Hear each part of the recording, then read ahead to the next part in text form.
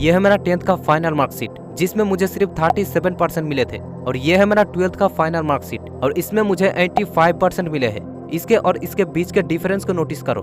पता है इन दोनों के बीच इतना ज्यादा डिफरेंस क्यों है? ऐसा इसीलिए क्योंकि 10th के बाद मैंने कुछ ऐसी चीजें फॉलो की थी जो मुझे 37% से 85% में लाकर खड़ा कर दी। शायद आपने भी 2023 की शुरुआत में ऐसा कुछ सोचा होगा कि अब बहुत हुआ, मैंने बहुत समय बर्बाद किया।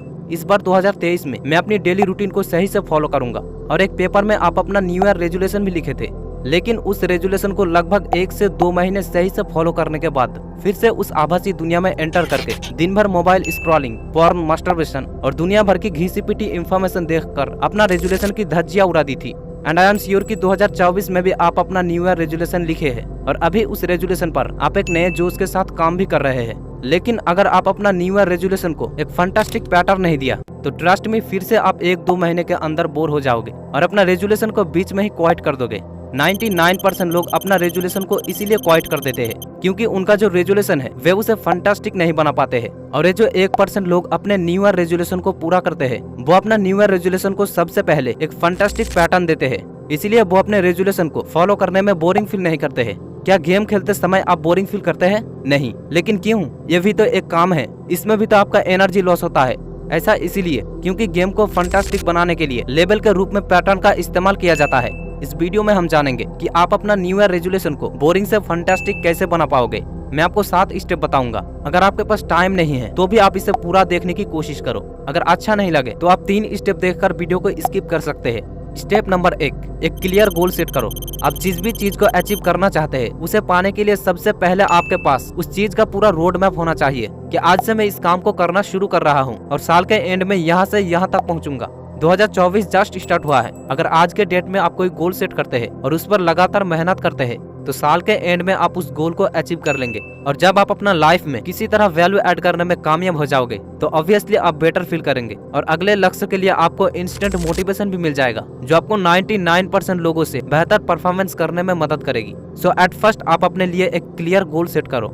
स्टेप नंबर 2, अपने लिए एक टेबल कैलेंडर कस्टमाइज करें। अब मैं ऐसा क्यों कह रहा हूँ वो आपको पॉइंट के एंड में पता चल जाएगा। अगर आपको वाकई में लगता है कि 2024 में कुछ करना है, 99% के सूची से निकलकर 1% के सूची में शामिल होना है, तो आज ही प्रिंटिंग प्रेस में जाइए और अपने लिए एक तरकता भरकता टेबल कैलेंडर कस्टमाइज करवाए और अपने आप को उस कैलेंडर के हिसाब से संचालित करने का प्रयास करें। हर दिन अपने इम्पोर्टेंट टास्क को पूरा करें और कैलेंडर को कुछ इस तरह क्रॉस करते जाइए। इससे फायदा ये होगा, जब ये आपके स्टडी टेबल में आपके सामने कुछ इस तरह रहेगा तो इसे देखकर आप खुद ब खुद मोटिवेट हो जाओगे और अपना काम शुरू कर दोगे।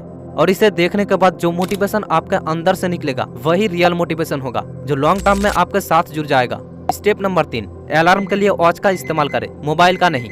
ऐसा इसीलिए कह रहा हूँ क्योंकि जो लोग सफल होना चाहते हैं उनमें से 99% लोग सुबह जल्दी उठने के लिए मोबाइल में अलार्म लगाकर सोते हैं और जब अलार्म बजते हैं तब बिस्तर से उठते हैं और एट फर्स्ट मोबाइल को हाथ लगाते हैं और जाने अनजाने में ही व्हाट्सएप, फेसबुक, यूट्यूब में रील्स स्क्रॉल करने लगते हैं। इस तरह सुबह के शुरुआती वक्त को बर्बाद कर देते हैं और बाद में गिल्टी फील करते हैं कि यार मुझे ऐसा नहीं करना चाहिए था। इस प्रॉब्लम को मैंने खुद फेस किया हूँ, लेकिन ट्रस्ट मी, जब से मैं इस वॉच को खरीदा तब से मैं ये रियलाइज कर रहा हूँ कि ये मेरा टाइम को काफी हद तक सेव किए है।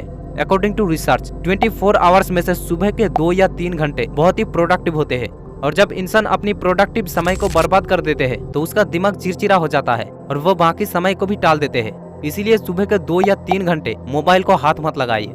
स्टेप नंबर 4, काम करते समय काउंटडाउन टाइमर सेट करो और इसके लिए आपको काउंटडाउन टाइमर टूल्स खरीदने की कोई जरूरत नहीं। आप अपने मोबाइल में भी काउंटडाउन टाइमर सेट कर सकते हैं, लेकिन गलती से भी सुबह के प्रोडक्टिव समय में मोबाइल के काउंटडाउन टाइमर का इस्तेमाल न करें।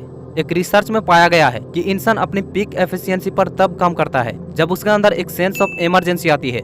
इसीलिए पढ़ाई करते वक्त आप अपने सामने 30 मिनट या 1 घंटे की काउंटडाउन टाइमर लगा दो और अपने आप से एक रियलिस्टिक चैलेंज लगाओ कि टाइम खत्म होने से पहले ही मुझे ये चैप्टर खत्म करना है। जैसे ही आपका मन पढ़ाई से डिस्ट्रैक्ट होंगे ये टाइमर आपको रिमाइंड करा देगा कि सिर्फ कुछ ही टाइम बचा है, जल्दी इस काम को खत्म करो। अकॉर्डिंग टू रिसर्च टाइम खत्म होने के बाद ज्यादा चांसेस होंगे कि दोबारा आप टाइमर सेट करके पढ़ाई करने लग जाओगे। स्टेप नंबर 5, 1% इंक्रीजमेंट रूल को फॉलो करो। एक आदमी कम ताकत, कम शक्ति होने के बावजूद पूरी दुनिया जीत सकता है सिर्फ एक तरीके से, और वो है हर रोज अपने आप को 1% बेटर बनाने से। जेम्स क्लियर अपनी बुक एटॉमिक हैबिट में कहते हैं कि अगर आपको जीवन में आगे बढ़ना है या कोई न्यू हैबिट बिल्ड करनी है तो पहली बारी में ही पूरी ताकत लगाने की कोशिश मत करो कि आज मैं 12 घंटा पढ़ूंगा, जिम में 100 केजी का वेट उठाऊंगा। ये गलती करने की कोशिश मत करो। छोटे छोटे स्टेप से शुरू करो और उसमें डेली 1% इंक्रीजमेंट लाओ। फॉर एग्जाम्पल, आज अगर मैं 10 मिनट्स पढ़ूंगा और कल 1% ज्यादा पढ़ूंगा तो दूसरे दिन 10.1 मिनट्स पढ़ पाऊंगा। और ऐसा करना मेरे लिए ज्यादा मुश्किल भी नहीं होगा, क्योंकि हमारी जो सबकॉन्शियस माइंड है वो हमें इशारा करेगा कि कोई बात नहीं, थोड़ा ज्यादा ही तो पढ़ना है। अगर आप डेली 1% रूल को 1 साल तक फॉलो करोगे तो साल के एंड में आपके परफॉर्मेंस में 37.78 टाइम्स इम्प्रूवमेंट आएगा। मतलब 10 मिनट से शुरू करके साल के एंड में 6.29 घंटे पढ़ पाओगे, वो भी बिना थके, बिना झिझक के। स्टेप नंबर 6, एक टाइम में एक ही गोल पर काम करो। मोस्ट ऑफ द पीपल यही गलती करते हैं कि वो एक दिन अचानक से मोटिवेट होकर खुद को सुपरमैन समझ बैठते हैं और अपनी डेली रूटीन में बहुत सारे नए हैबिट्स को जोड़ देते हैं और उस पर काम करने लगते हैं। लेकिन कुछ ही दिनों के अंदर वो डिमोटिवेट होकर अपनी सारी गोल्स को भूल जाते हैं। According to research, human brain की एफिशिएंसी इतना भी ज्यादा नहीं होती है कि वो एक ही समय में मल्टीपल गोल्स पर काम कर सके। ह्यूमन विल पावर एक लिमिटेड रिसोर्स है।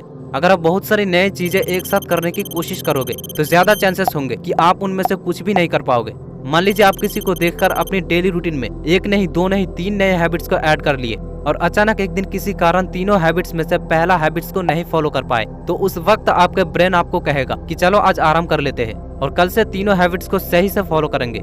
ऐसे करते करते आप एक दिन तीनों हैबिट्स को क्वाइट कर दोगे। इसीलिए एक टाइम पर सिर्फ एक ही चीज पर फोकस करो और जब वो चीज आपके हैबिट्स बन जाए उसके बाद अगले हैबिट्स को डिसाइड करो।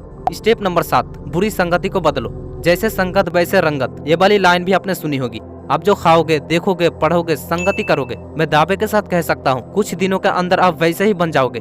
अगर आप लोहार के पास बैठोगे तो सिर्फ आग की गर्मी मिलेगी और अगर आप इत्र बेचने वाले के पास बैठोगे तो आपको सुगंध मिलेगी। अब आपको डिसाइड करना है कि आप किसके पास बैठोगे।